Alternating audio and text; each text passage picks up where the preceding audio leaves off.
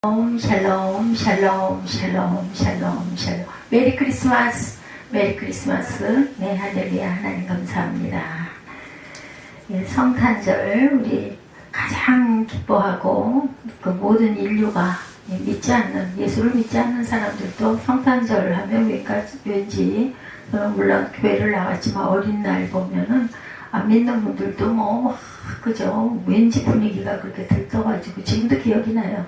신천 쪽 그쪽 아주 그냥 대단하죠. 밤이면 요즘도 그렇다고 그러네요. 홍대, 신촌, 바로 이대 그쪽이 전부 다 밤 2시가 돼도 오히려 더 그때는 대낮까지 환한 그런 아주 오늘 같은 날 얼마나 어제 같은 날 얼마나 대단했겠습니까? 메리 크리스마스 입니다. 그리고 또 새로운 해가 해피 뉴 이어가 또 다가오기도 하죠. 오늘 누가복음 말씀 1절에서 7절까지 2장 말씀이죠. 그러게요. 예수님 모실 밤이 있습니다. 있죠. 오늘 그런 제목으로 함께 은혜를 나눕니다. 우리는 이미 예수님이 물론 정상적인 방은 아니었지만 말구유에서 태어나시죠. 이런 그 사건 이야기 어떻게 보면은 어린 날 저는 동화 같은 그런 느낌으로 크리스마스 예수 그리스도의 탄생을 그렇게 기억을 하고 있습니다. 하나님이신 예수께서 육신을 입고 이 땅에 오신 목적은 잘 살기 위해서가 아니라 우리의 죄를 대속하시기 위해서 돌아가셨어요. 그죠? 돌아가시기 위해서 인성을 입고 오셔가지고 33년 동안 부모님을 모시고 사시다가 결국은 우리 죄를 대속하시고 돌아가시고 우리에게는 부활의 생명을 선사하셨죠. 온 인류 죄를 사하시기 위해서 육신을 입고 이 땅에 태어나셔서 우리를 대신해서 죄와 절망을 짊어지시고 십자가에 돌아가시기 위해서 오신 그 사건. 높고 높은 하늘 보좌를 버리시고 낮고 천한 이 땅에 오셔서 놀라운 구원의 역사를 이루신 주님을 찬양하고 영광을 돌립니다. 예수님의 일생은 세 단어로 정리가 되어 낮아지심, 섬기심, 희생하심이십니다. 예수님은 낮아지셔서 가난하고 병들고 고난당한 모든 약한 사람들을 주의 사랑으로 섬기시고 십자가에서 희생하셔서 온 인류의 구원을 완성하셨고 우리도 또한 주님의 그 모습을 따라가기 위해서 주와 함께 매일매일 임마누엘을 기도하면서 가고 있어요. 예수님의 탄생 가이사 아구스토와 그러니까 로마 황제 가운데 가장 역사 가운데 최고의 황제라고 불리는 시죠. 어거스투스 황제 제위 시절이었다 그러죠. 이 어거스투스의 이름을 따라서 생겨난 이름이 어거스트 8월입니다. 여러분 어거스트. 그래서 사실은 이 성탄절이 예수님이 탄생하신 때가 아니라 태양신의 탄생이다 이런 얘기들이 많이 있고 예수님은 사실은 봄 4월이다 3월이다 5월이다 우리 절기로 그때쯤 태어나셨다라는 이야기가 있죠. 이 8월이 그 황제의 이름을 따서 생겨난 달의 이름 어거스트. 이 황제 시대에 그 점령하고 있던 모든 로마 제국 살아있는 나라의 명을 내려서 모든 사람이 자기 고향에 가서 호적을 신고하게 하죠. 그래서 다윗의 자손 요셉도 나사렛 동네에서 그의 고향인 베들레헴으로 가서 호적을 하게 됩니다. 그곳에서 만삭이었던 마리아가 아기를 낳는 그런 사건이 일어나죠. 방이 없어가지고 방이 있습니까? 하는 아주 유명한 그런 내용 누가복음 2장 4절로 6절에 보면은 이렇게 나타나 있어요. 요셉도 다윗의 집 축속이므로 갈릴리 나사렛 동네에서 유대를 향하여 베들레헴이라는 다윗의 동네로 약혼한 마리아와 함께 호적하러 올라가니 마리아가 이미 잉태하였더라. 거기 있을 그때 해산할 날이 차서 첫 아들을 낳아 강보로 싸서 그 위에 누이었으니 이는 여관에 있을 곳이 없음이로다. 그 지역의 목자들이 밤에 밖에서 자기 양떼를 지키더니 주의 사자가 곁에 서고 주의 영광이 그들을 두루 비치매 크게 무서워하는지라 천사가 이르되 10절입니다. 무서워하지 말라. 보라 내가 온 백성에게 미칠 큰 기쁨의 좋은 소식을 너희에게 전하노라. 이 누가복음 2장 말씀이 10절의 말씀이 이렇게 나와 있죠. 다윗의 동네로 약혼한 마리아와 함께 호적하러 올라가니 마리아가 이미 잉태하였더라. 거기 있을 그때 해산할 날이 찼다는 거예요. 여관에 있을 곳이 없어요. 그죠? 그런데 아기를 낳으려고 하는데 그곳에 여관이 있을 곳이 없습니다. 그래서 성경은 그 당시 여관에 있을 곳이 없었다고 이렇게 설명을 하죠. 7절에 첫 아들을 낳아 강보로 싸서 구유에 누였으니 이는 여관에 있을 곳이 없음이로라. 요셉과 마리아가 아이를 해산하려고 하는데 여관에서 방을 구하지 못해서 결국 춥고 더럽고 냄새나는 마곡간에서 아기를 낳아 구유에 누게 되죠. 그래도 그죠? 막혀있는 곳이니 뭐 눈이 온 그 추운 겨울 얼마나 추웠겠어요. 정말 땅에서 아기를 낳을 수는 없어요. 그죠? 그래서 이렇게라도 그 시절에는 이렇게 구유 이런 데를 빌려주기도 했다고 합니다. 방이 없어서. 하나님의 아들이신 예수께서 하늘 보좌를 버리시고 이 땅에 오셔서 가장 낮고 천한 곳에 누이신 그 사건이죠. 예수님의 삶은 낮아지신, 섬김, 돌보심 그 자체였죠. 빌보스 2장 6절에서 8절에 설명합니다. 그는 근본 하나님의 본체시나 하나님과 동등됨을 취할 것을 여기지 아니하시고 오히려 자기를 비워 종의 형체를 가지사 사람들과 같이 되셨고 사람의 모양으로 나타나서 자기를 낮추시고 죽기까지 복종하셨으니 십자가에 죽으심이라. 사람들은 누구나 한없이 높아지기를 원해요. 높은 게 좋죠. 더 높은 자리, 권력 있는 자리로 나아가기를 원합니다. 뭐 요즘에는 남녀, 노소 상관이 없지만 그래도 우리가 생각할 때는 남성들이 이런 부분들이 가장 강하다고 생각을 하고 있어요. 그러나 교만과 탐욕은 궁극적으로 사람을 파멸로 이끌어간다는 것을 우리가 절대로 잊지 말아야 되겠다. 잠언 16장 18절입니다. 교만은 패망의 선봉이요 거만한 마음은 넘어짐의 앞잡이입니다. 예수님을 본받아서 한평생 겸손의 삶, 낮아지심의 삶, 섬기는 삶을 살아가신 저와 여러분 모두가 되시기를 주님의 이름으로 축복합니다. 누가복음 2장 8절에서 10절이었죠. 제가 아까 읽었는데 그 지역의 목자들이 밤에 밖에서 자기 양떼를 지키더니 주의 사자가 곁에서 오고 주의 영광이 그들을 두루 비침에 크게 무서워하는지라 천사가 이르되 누구 무서워하지 말라. 보라 내가 온 백성에게 미칠 큰 기쁨의 좋은 소식을 너희에게 전한다. 이렇게 얘기하고 있어요. 8절과 10절에 2장 8절에서 10절입니다. 그 지역의 목자들이 밤에 밖에서 자기 양떼를 지키더니 주의 사자가 곁에서 주의 영광이 그들을 두루 비침에 크게 무서워하는지라 천사가 이르되 무서워하지 말라. 보라 내가 온 백성에게 미칠 큰 기쁨의 좋은 소식을 너희에게 전하노라. 예수님의 탄생 소식이 그 헤롯이 살고 있는 왕궁에 전해진 것도 아니고 부잣집에 전해진 것도 아니고 권력층에 있던 제사장 바리새인 사두개인들에게 전해진 것도 아니고 가장 평범한 사람들이 귀하게 여기지 않는 천한 직업이었던 성실한 삶을 살고 있는 목자들에게 전해졌다라는 것 중요합니다. 그들은 남이 알아주지 않는 직업을 가졌다 할지라도 맡겨진 일에 늘 최선을 다하는 사람들. 그래서 남들이 다 곤히 잠을 자고 있는데 맡겨진 양떼를 지키기 위해서 밤을 새워가며 그 들에서 떨어진 양을 지키고 있었다. 누가복음 2장 8절에 이와 같이 말씀하죠. 그 지역의 목자들이 밤에 밖에서 자기 양떼를 지키더니 편하게 자기 집에서 잠도 자지 못하고 양떼를 지키기 위해서 밖에 나와서 밤을 새우면서 짐승들로부터 양떼를 보호하고 지키고 있던 목자들에게 예수님의 탄생 소식이 알려졌어요. 목자처럼 우리의 심령이 깨어있어야 한다는 것이죠. 우리가 영적으로 깨어있을 때 주님의 음성을 듣게 된다는 것. 제가 어제 여러분들에게 카드를 쓰려고 어떻게 써야 되나 항상 해마다 그게 참 또 제가 자세가 불편하다 보니 뒤에 책상에 가서 어제는 꾀가 났는지 제가 게으름이 났는지 그냥 앉아가지고 기대고 앉아가지고 앞에다가 그 약간 딱딱한 판을 하나 대고 앉아서 카드를 작년인가 재작년에 좀 샀던 게 있었죠. 카드를 제가 좀 이렇게 비치를 할 걸 그랬어요.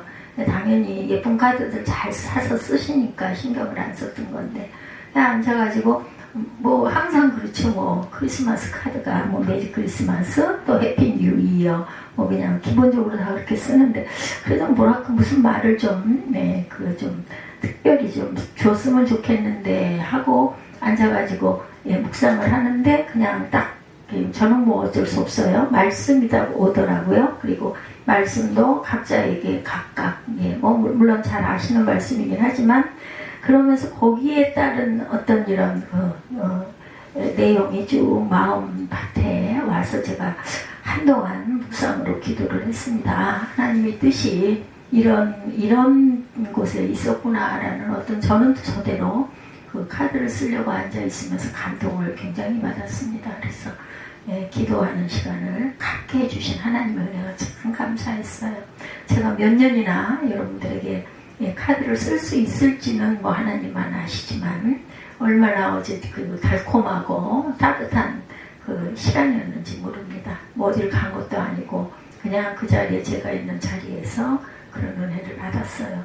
항상 누구에게 뭔가를 주려고 하면은 이런 은혜가 오는 게 정말 감사해요. 그러니까 어떨 때 마음에서 우러나서 할 때, 억지로 할 때는 절대 그러지 않고 그게 의무가 되지만 베드로전서 5장 8절입니다. 근신하라 깨어라 너희 대적 마귀가 우는 사자같이 두루 삼킬 자를 찾는다고 얘기합니다. 우리가 늘 깨어 있어야 하는 이유가 바로 삼킬 자를 찾고 있기 때문에 삼키움을 당하지 않으려고 그렇죠. 절대로 우리 영이 잠들면 안 되는 거죠.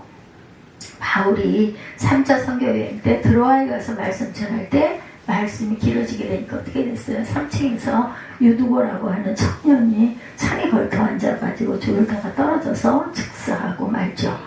성경에 훌륭하고 아름다운 업적을 남겨서 이름을 적힌 게 아니라 졸다가 떨어져서 죽습니다.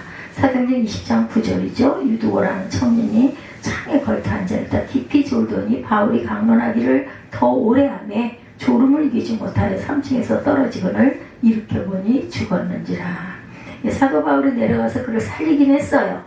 어떤 이유로든지 유두고처럼 졸거나 잠이 들면. 근데 저는 또 거꾸로 목사이기도 하지만 오죽이나 피곤했으면 그래도 그거를 포기하지 않고 저는 그때 믿음의 우리 선진들이 참 지금의 성도들보다 제가 생각을 잘못하는 건지는 모르겠지만 참 순진하고 정말 그 순종하는 마음이 참 컸구나. 오죽이나 피곤했으면 자리가 없어서 창틀이 걸터 앉아가지고 있다가 졸다가 떨어져서 그 위험하다는 거 뻔히 알았을 텐데 그런데도 거기에 그렇게 걸터 앉아가지고 말씀을 들으려고 했겠나 저는 이런 생각을 해봤습니다. 영적인 잠은 그냥 육신에 피곤하면 뭐 졸기도 하죠. 근데 중요한 건 영적인 잠을 자는 게 우리를 파멸로 이끈다는 거. 육신은 잠이 껌뻑껌뻑 들어서 졸린다 할지라도 영적인 잠이 들어서는 안 됩니다. 영적인 잠을 자면 생각이 부정적이 되게 되고 영적인 잠을 자게 되면 기쁨과 감사가 사라지고 교회를 다녀도 그저 구경꾼으로 왔다 갔다 아이고 또 갔다 와야 되네. 물론 가끔 좀 번거롭게 느껴질 때가 있지만 그래도 가야지 해야 되는데 그러지 못하고 원망과 불평을 계속 일삼는 모습으로 바뀌게 되고 만다라는 거. 구경꾼으로 절대 왔다 갔다 하면 손해나요. 기껏 어차피 갈 거 가서 은혜를 받고 나도 천국의 그 기쁨에 참여해야지. 그리고 여러분들 그거 아세요? 어떤 아름다운 뭐를 하는 것보다도요 주님이 주시는 우리에게 주시는 사랑 또한 그 은혜, 평강 이런 것들이 우리를 너무너무 예쁘게 한다라는 거. 제가 요즘에 물론 인사겠지만 예쁘다는 소리를 참 많이 듣습니다. 주변에 가는 데서. 그게 왜 그러겠어요? 나이가 있다 보니까 그래도 그 생각했던 것보다는 정정하시고 생각했던 것보다는 모습이 아직 고우십니다. 이런 뜻이시. 제가 정말 청년처럼 예뻐서 예쁘다고 하겠어요.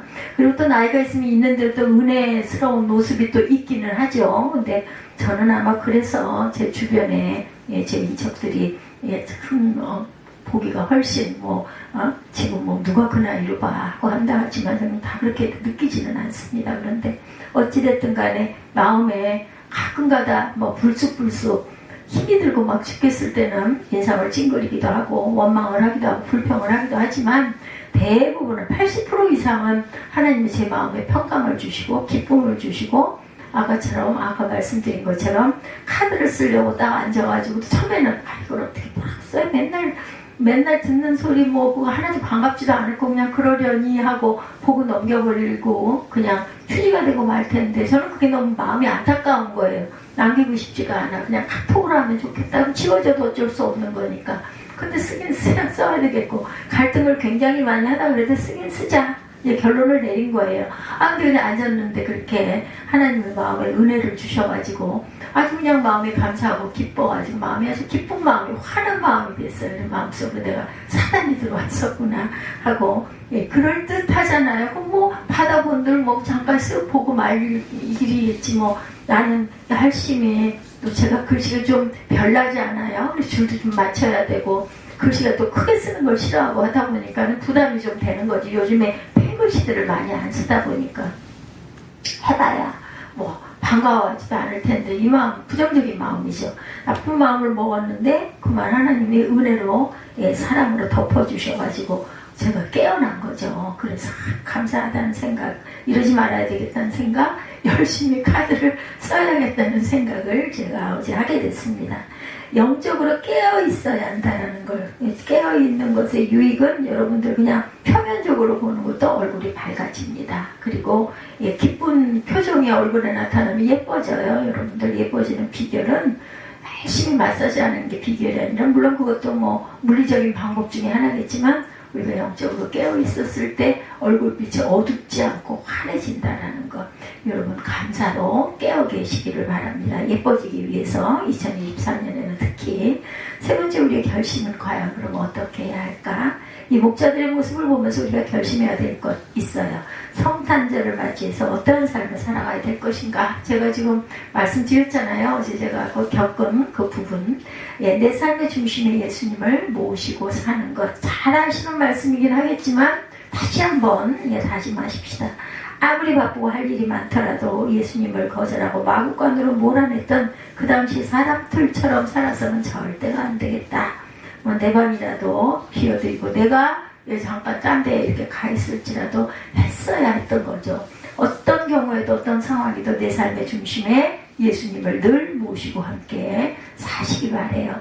내 삶의 첫 번째 순서에 예수님을 모셔야 한다라는 거, 사람들이 바쁘다고 높아졌다고 여러 가지로 많은 일이 앞에 놓여 있다고 해서 예수를 처음 믿었을 때 받았던 은혜의 감격을 잃어버리고 첫사랑을 잃어버리고 예수님을 자꾸 우선순위를 뒤로 두고 뭐 그런 얘기 있잖아요. 사랑하는 사람들끼리는 무슨 순위? 영순위, 뭐 1순위 뭐 이렇게 할 때 주님을 영순위에 항상 두시는 아예 순서에서 맨 앞자리에, 그리고 어떤 일이 닥쳤을 때 어이쿠 이거 어떡해 그럴 때 있잖아요. 당황할 때 주님께 먼저 여쭙고 그러다 보면 우리 마음에 여유가 생기고 평강이 생깁니다. 또 원망하던 마음이 내가 이래봐야 뭐해 이러지 말자 어차피 할 거, 이런 마음을 가져야 되겠죠. 내 삶의 중심에 예수님이 계시지 않고 내가 자리를 잡고 있는 것, 그렇게 해서는 안 되겠다. 내가 먼저 내가 알아서 내가 결단 다 내려놓고 주님 이거 해주세요 이거 이렇게 해서는 절대 안 되는 거 여러분 아시죠? 주님 내 마음의 중심에 오셔서 나를 다스려 주시고 내가 아무리 바빠도 아무리 내가 이 세상에 나가 잘 돼도 모든 것이 주님의 은혜라는 것을 잊지 않게 하여 주시고 그리고 늘 주님 중심으로 살게 하여 주옵소서. 이와 같은 삶을 살아가는 내가 됐을 때 내 배우자가 내 자녀가 그 모습을 보게 된다라는 거, 그게 바로 전도입니다. 입술로도 예수 믿어 교회 가자 아무리 천만번 해도 요즘에 아이들이 그래 엄마 가자 하시니까 가야지요 이렇게 따라오는 자녀가 과연 얼마나 있을까. 뭐 특별한 날 엄마 생신이니까 아니면 뭐 내 생일이니까 아니면 기쁜 일이 있으니까 가야지. 이 착한 딸내미 착한 아들이에요. 근데 대개는 그렇지가 못하기 때문에 우리가 모습으로 삶 속에서 본을 보이고 살아가야 그것이 그 아이에게는 그때는 거부하고 약간 그렇게 가다 하더라도 만약에 엄마가 그렇게 해서 나이가 많이 드셔서 돌아가시고 나면 몸에 배지 않겠어요? 그러면은 교회 나가리라고 저는 생각합니다. 두 번째, 이 기쁜 소식을 전하는 자가 또한 돼야 합니다. 항상 주님을 우선순위, 영순위로 모시고 또한 늘 전할 줄 아는 10절에서 11절이죠. 천사가 이르되 무서워하지 말라 보라 내가 온 백성에게 미칠 큰 기쁨의 좋은 소식을 너희에게 전하더라. 오늘 다윗의 동네 너희를 위하여 구주가 나셨으니 곧 그리스도 주시니라. 이렇게 천사가 말하죠. 목자에게 기쁜 소식을 전한 것 같이 이제 우리도 이 기쁜 소식을 제가 금방 말씀드린 대로 내 행함으로 내 모습으로 증거하고 전하는 저와 여러분들 되십시다. 절망에 처한 사람들에게, 문제 가운데 있는 사람들에게, 슬픔에 처한 사람들에게 기쁜 소식을 전하고 또는 소망을 가지게 하고 또 이렇게 좀 어려운 일을 당한 분들에게는 위로해주고, 이런 게 우리가 주님을 전하는, 주님의 소식을 전하는 선물을 드리는 그런 마음같이 아닐까.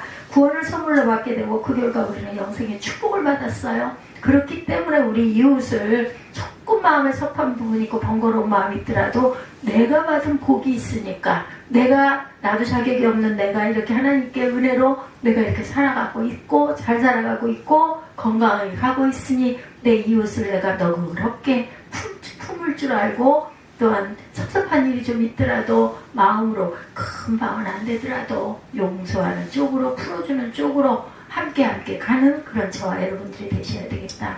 예수를 믿을 때 하나님의 은혜가 우리에게 임함으로 말미암아 어때요? 영혼이 잘된 같이 범사에 잘되며 강건하게 되고 생명을 어때? 풍성하게 얻는 은혜가 있다라는 것. 영혼이 잘되고 범사가 잘되고 강건하게 되면 생명이 풍성해지지 않겠습니까? 그냥 당연히 따라오는 일이죠.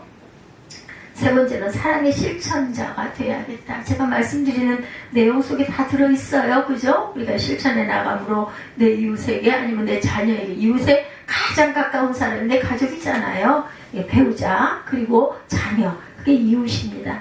예, 사랑은 말이 아니라 실천이라는 거. 그죠? 그리고 다 알아요. 아기도 알아요. 아기도. 그래서 이렇게 엄마가 품어서 가슴에다 젖을 물려주었을 때 애는 느낀다라는 거죠. 그래서 그 분유를 먹는 아이보다 모유를 먹는 아이들이 훨씬 인성이 아주 정적으로 자라게 된다는 거, 우리가 너무나 잘 아는 것처럼 똑같습니다.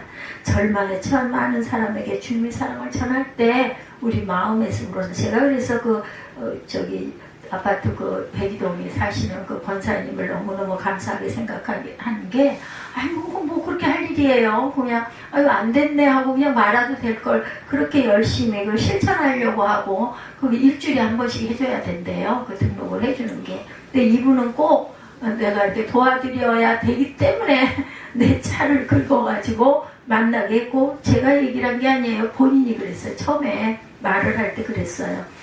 그러신 분 계시면은 백이동 703호 되고 들어오시라고 그래요. 그때 이제 차단기 이런 거 없을 그때였죠. 얘기가 없었을 때. 뜨겁고 춥고 얼마나 꽁꽁 얼고 하는데 그걸 왜 거기다 한 대다 두냐고. 낮에 좀 주차장 좀 사용한다고 텅텅 비어있고 한데 그렇게 서로 나눠야지, 이 마음이었던 거죠. 근데 제가 그 말에 꽂혀가지고 한번 좀 물어나 봐볼까, 이거 어떻게 하면 좋아, 이 차를 잘 놔둬야 하는데, 정말로 그게 그렇대요. 그 한 대다가 차를 그렇게 오래 세워놓고 얼었을 때 한여름에 또 몇 날 며칠 그렇게 차를 그냥 이렇게 방치해서 놔두는 게, 자동차에는 자동차 피부라고 해야 되나요? 그 칠이나 도색이나 이런 부분에도 굉장히 색깔도 변하게 되고 좋지가 않답니다. 엔진이나 이런 부분도 너무 얼고 너무 뜨겁고 하면은 좋지가 않기 때문에 되도록이면 지하주차장에 놓는 게 맞대요. 그게 좋다고 그러더라고요. 저는 그거보다는 그냥 내 몸같이 느껴지기 때문에 늘 안타까운 그런 마음이 있어서 좀 물어볼까 했다가 얘기를 했다가 결국은 그 권사님이 이제 나중에는 이상하다 생각을 한 게 뭐였냐면, 저녁에 집에 돌아가시면 아파트에 사신다면서 아파트 지하 주차장도 있고 있을 건데 왜 그렇게 여기에다 주차를 꼭 해야 된다라고 생각을 해요. 그게 요번에 풀린 거예요. 저는 그냥 여기서 살아요. 깜짝 놀라더라고요. 그래서 저만 사는 게 아니라 아들도 같이 살아요. 그랬더니 그 추운데, 세상에 이렇게 날이 추운데 어떻게 지내시냐고.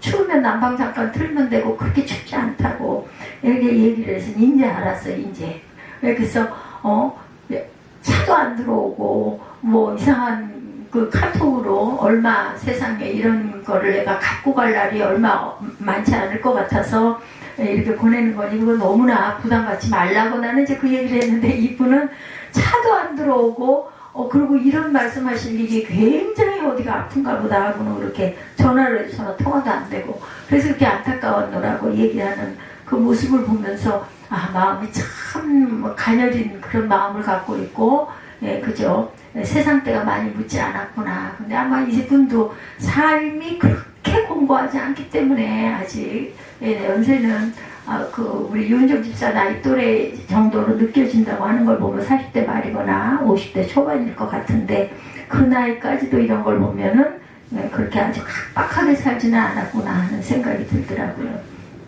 그리고 정말 성령을 받은 사람인 거 하나님이 이런 계기로 나를 만나게 하셔서 이랬으니 이분은 내가 꼭 보듬어 드려야 되겠다라는 마음이 들었답니다. 자, 내가 긁었다고 연락해가지고 그냥 쩔쩔매면서 하는 음성을 듣는 순간 그랬대요. 그렇기 때문에 이 기적을 자기가 체험한 것만도 너무나 감사하다 이런 얘기를 제가 들었어요.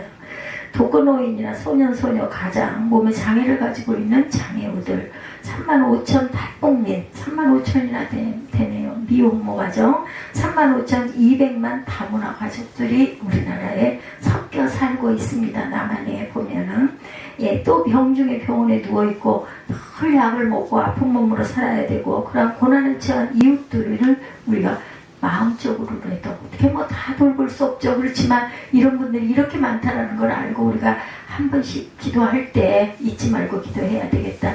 저는 기도할 때 제일 불편한 게 뭐냐면요. 요즘에는 그 이름이 얼른 안 떠올라요. 보고 읽지 않을 때는 안 떠올려. 눈 감고 그냥 기도할 때는 그러면 그냥 마음속으로 그분 하나님 아시니까 그리고 이제 기도를 하다 보면 나중에 이름이 이제 번뜩 생각이 나면 제가 이름을 또 입술로 고백을 해서 기도를 하기도 합니다. 쪽방청 아주 기가 막히다고 그러죠.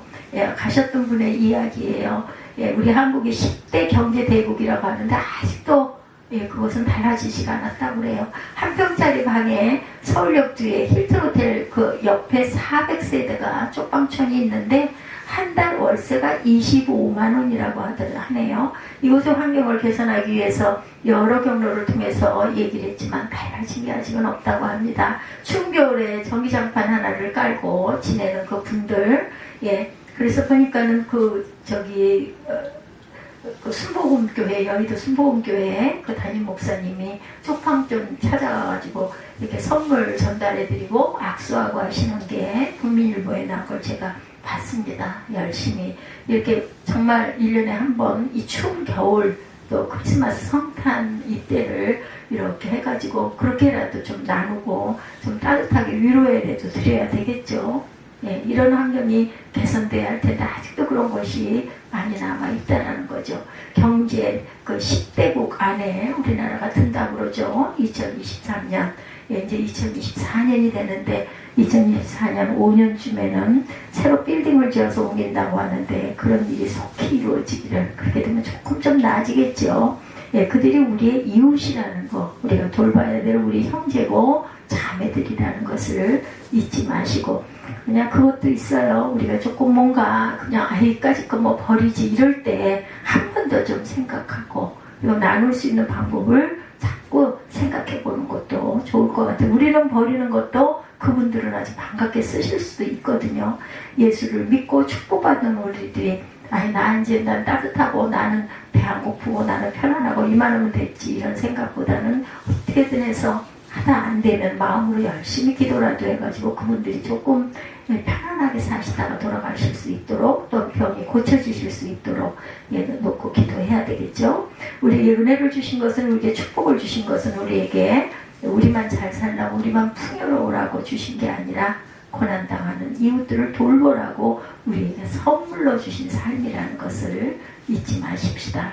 가진 것을 아낌없이 나누어서 그들을 사랑으로 섬기고 사랑으로 돌보는 주님의 귀한 자녀들이 되기를 그것이 하나님의 뜻입니다. 그렇다고 뭐 들고 나가가지고 뭐 매일같이 집 놔두고 그러라는 것이 아니라 마음으로라도 함께 항상 동참하는 마음들이 되고 각자에게 주신 하나님의 소명이 있습니다. 그걸 내가 잘해 나가는 것이 동참하는 것이라는 것. 그것이 우리에게 맡겨진 사명.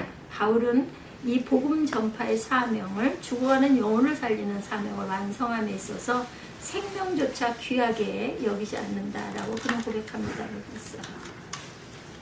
사도행전 20장 24절이에요. 내가 달려갈 길과 주 예수께 받은 사명 곧 하나님의 은혜의 복음을 증언하는 일을 마치려 하면은 나의 생명조차 조금도 귀한 것으로 여기지 아니하노라 이렇게 얘기하고 있습니다. 여러분에게 맡기신 사명을 감당하기 위해서 정말 나의 생명조차 조금도 귀한 것으로 여기지 아니하리라는 사도 바울의 고백이 저와 여러분의 고백이 되기를 주님의 이름으로 축복합니다.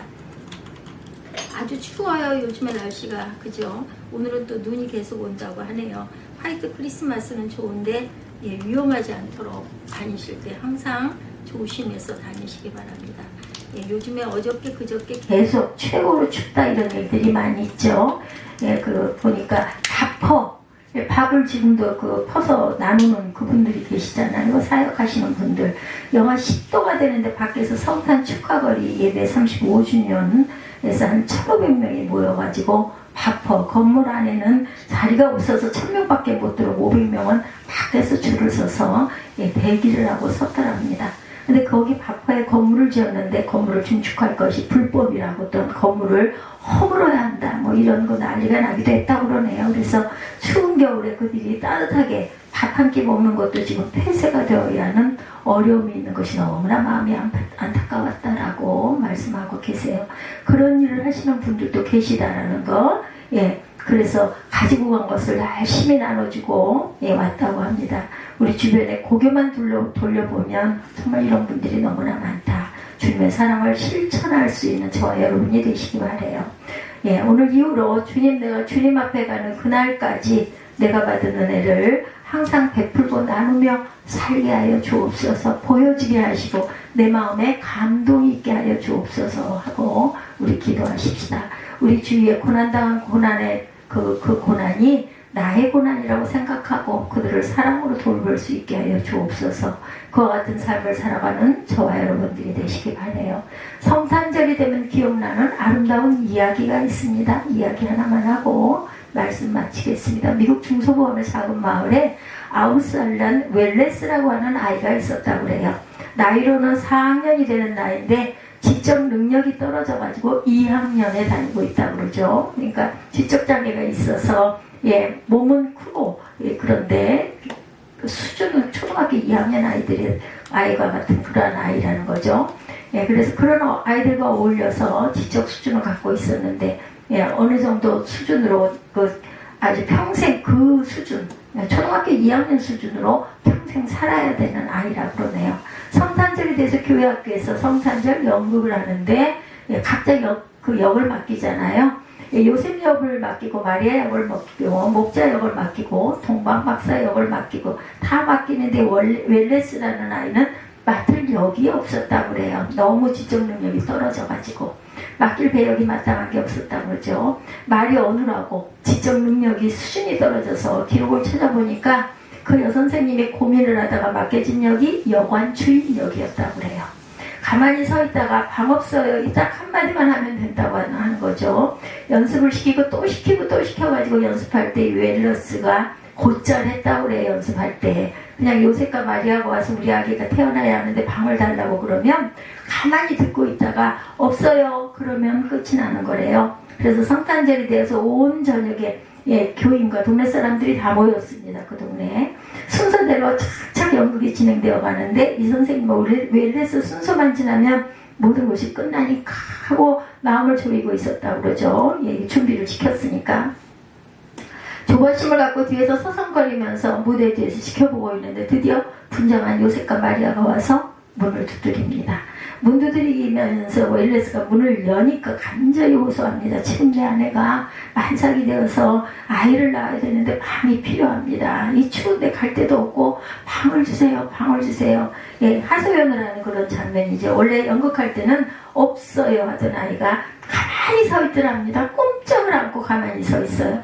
선생님이 뒤에서 방 없어요? 방 없어요? 방 없어요? 이게 일러주잖아요. 뒤에서 불러주는데도 그러다가 갑자기 정신을 차려서 빈 방 없어요. 그러니까 요셉과 마리아가 고개를 푹 숙이고 뒤로 돌아가는데 그 모습을 웰레스가 보더니 하긴 했네요. 보면요 눈물을 글썽거리면서 소리를 지릅니다. 요셉 가지 마세요. 마리아를 데리고 오세요. 내 방 쓰세요. 했다는 거예요. 예, 연극은 엉망이 되었지만 그 연극을 지켜본 모든 어른들이 다 눈물을 흘렸다고 합니다. 이 웰레스의 순수한 마음, 우리가 정말 웰레스같이 예수님을 모실 마음의 방이 준비되어 있는가. 이 연극은 실제로 미국에서 일어났던 일이고 1977년 가이드 포스터와 다이제스트 등 월간지를 통해서 웰레스의 성탄절이라는 칼럼으로 소개가 되었고 우리나라에서도 1980년부터 매년 12월에 크리스마스가 다가오면 교회뿐 아니라 일반 문화계에서도 빈방 있습니까? 하는 연극이 공연이 되고 있다고 그래요. 예, 그래서 성탄절에 만약 우리에게 주님이 오셔서 오늘 23년 오늘이죠. 크리스마스가 왔어요. 그래서 그렇게 말을 한다면 빈방 있습니까? 예, 물어볼 우리는 어떻게 그럴 때 대답을 할까? 여러분 마음에 예수를 모실 자리가 준비되어 있습니까? 여러분 마음속에 여러분의 탐욕, 이기주의, 교만, 고집이 가득 차서 예수님 모습으로 어느 한 공간도 없는 그런 모습으로 살고 있지는 않습니까? 그저 내 살기 바빠서 돈 벌기 바빠가지고 아유 무슨 경황이 내가 무슨 크리스마스가 무슨 상관이야 무슨 소용이야 이런 분들 계시잖아요. 안 믿는 분들은 그러시죠. 믿는 분들은 아무리 그래도 크리스마스에 그러지는 않으세요. 그저 세상으로 나와 높은 자리에 가기 위해서 그러한 세상의 명예 인기가 가득 차서 주님 모실 자리가 없는 그런 삶을 살고 있지는 않은지, 어떻게 보면 나라고 하는 우상이 나의 마음에 딱 자리를 잡고 예수님 모실 자리가 없는 그런 삶을 살고 있지는 않은지 우리 자신을 비추어서 돌아보십시다. 웰레스는 초등학교 2학년 전응아 더구나 그러한 지적 능력에 머물러 있었지만은 순수하게 정말 주님을 사랑해서 얼마나 안타까웠겠어요. 하다가 너무 지적 능력이 떨어지니까 진짜같이 느낀 거죠. 그러니까 가는 걸 보고 있다가 막 불러댄 거잖아요. 내 방 쓰세요. 얼마나 순수한 마음이에요. 주님을 사랑하는 마음으로 요셉과 마리아를 붙잡은 거죠. 오늘 예수님이 여러분의 마음의 문을 두드리실 때 주님 내 마음의 중심에 오셔서 나의 주인이 되어주시고 나의 일생을 인도하여 주옵소서. 주님 앞에 여러분의 삶을 맡기는 주님의 귀한 자녀들이 다 되시기를, 그 선물을 오늘 이 성탄절에 받으시기를 주님의 이름으로 축복합니다.